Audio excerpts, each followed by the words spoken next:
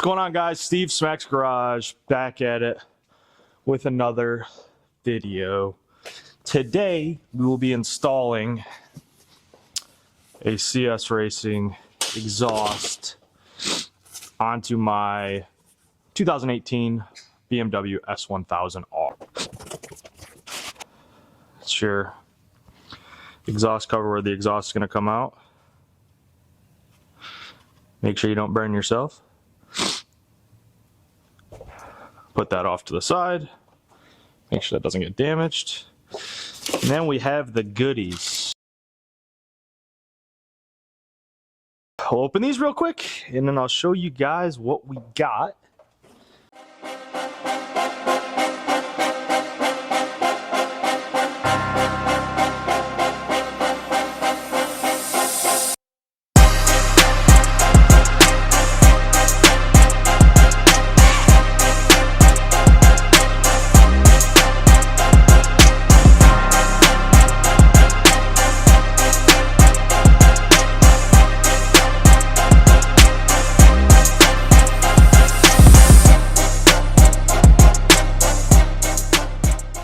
Here's your muffler. It's gonna sit right here. Underneath here. Very nice quality stuff. Here's your two connecting pipes.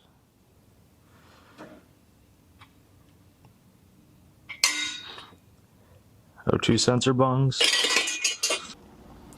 There's two T45 screws that are going to hold in the rear section of this exhaust, this big clunky rear section that we are going to get rid of. T45 Torx. We're going to get this loosened up and then we're going to take the rear section of the exhaust off.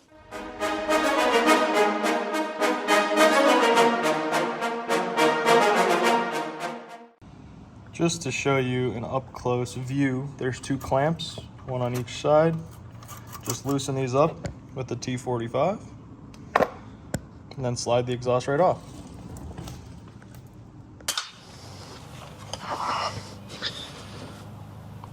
Kropovich. We are going to remove the servo motor and take the cables out of it. Because obviously this new exhaust isn't going to have a servo, but as you can see right here, there's a T20 bolt holding the cover. Once you get the cover off, you have to loosen two nuts, and then you can push those cables up. There is also a T25 right here that holds the servo motor and the electronics in. We are going to keep that connected so the bike doesn't realize any faults. So I'm going to take those lines from the servo. We're going to disconnect them, leave the servo actuator up in there so the bike doesn't recognize faults with this aftermarket exhaust on. There's a cover that's held on by a T25. Whoops, can't even see it. Cover goes on the servo. As you can see right here, there's two nuts that you have to loosen so we can get the servo actuator out. And then that servo actuator is right here. So we're gonna disconnect this and I'll be able to pull that out, get the electrical connection out, disconnect these cables. I'll put that box back in. Once you loosen these two bolts or nuts that go on here, they just loosen up and then you slide them out. Get these out of the servo. Now we're gonna move up here, disconnect this T25 bolt here.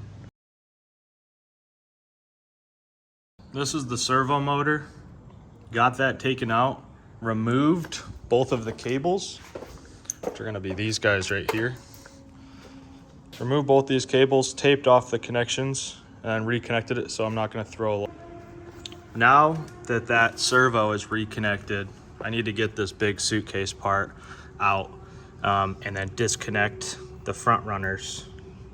So and disconnect the O2 sensors. So there's going to be an O2 sensor, whoops, right here and right next to it. So I'm gonna drop the exhaust down, and then there's little clips that the O2 sensor hangs in. I'm gonna take these out, and I'll end up getting the O2 sensor once I drop the exhaust down.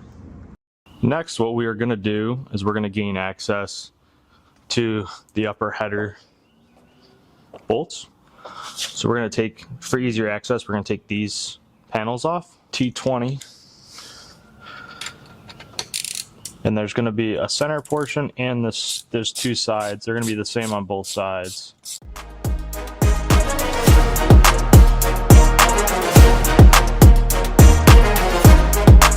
There's a few bolts that we have to take off. Right here, and the one right here. And then there's a rubber grommet that pulls this out. So once you get those out, you can remove it. To gain access, we're gonna have to just disconnect the radiator and move it forward so we have more access to the header bolts to get those out. After I took the fairings off, we had to disconnect the radiator and the oil cooler. There's two T25 millimeter bolts that hold this up, and then there's a T30 that holds this bracket to the block of the motor.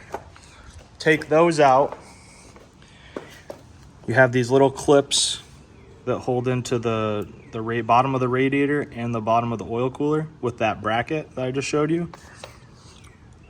Take those out, and then there's the same up top for your radiator. Pull the radiator forward, and then you're also going to use an extension, a 3/8 with a 12.10 millimeter with a flex head on it to get access to the header bolts to take them out. And then you're gonna come between the oil cooler and the radiator with this and that extension, and it'll give you access to get those header bolts out. Here is the headers into the cat off. All you had to do, disconnect O2 sensor. There's two of them. One of them connects right here, and it runs down. You have to snip two zip ties to get to it. The other side connects right into here, and you have two more clips, and then the O2 sensors run along the engine block. So just make sure you take those all out, and then be careful with your clearance of your oil cooler and coolant lines as you drop that muffler out. So now I took the O2 sensors out of the stock exhaust, lined it up with the new exhaust, tightened them back down, 17 millimeter wrench. Now I'm gonna install these two pipes onto the motorcycle. So after you do the reverse of what you did to take these off, put these bolts back on, tighten them up. Don't tighten them up too much. They're pretty gentle copper. Then you have to run your O2 sensors. This one runs up this side and is zip tied. And then you gotta reconnect your radiator and oil cooler with that T30 bolt right here where my finger is. Connect these back up, push the washer and the clip back over to hold the radiator up. And then there's two T25 bolts right where my finger is on the bottom to connect those. Now, ready to install the muffler. So with the stock exhaust off, you have to take one of these and transfer it to your new exhaust. I took this one. It's just two T15, I believe, bolts, and then it comes with two nuts to screw them in on the aftermarket exhaust. So after we tidied up the front, we actually left the bolts loose up there, and we slid this exhaust and lined it up with this bolt, which you reuse the T45 bolt for that. Slid those in, 5 millimeter hex head to tighten the bottom of the exhaust. And then I believe it's a 4 millimeter to tighten these bolts. Make sure you use thread locker on these. Really clean, really loud. Now I just gotta put the fairings back on.